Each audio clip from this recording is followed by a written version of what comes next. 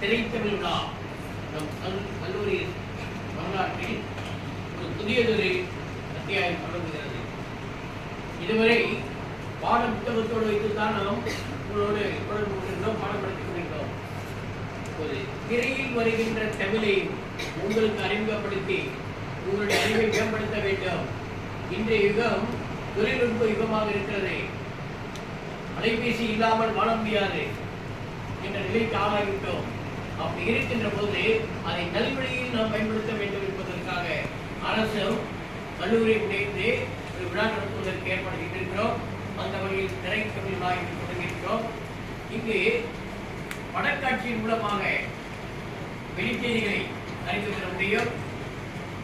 அதே நேரத்தில் நல்ல வரலாற்று செய்தியை அறிந்து கொள்ள முடியும், பண்பாட்டு நிகழ்வுகளை அறிந்து கொள்ள முடியும் என்பதற்காக இந்த நிகழ்ச்சியை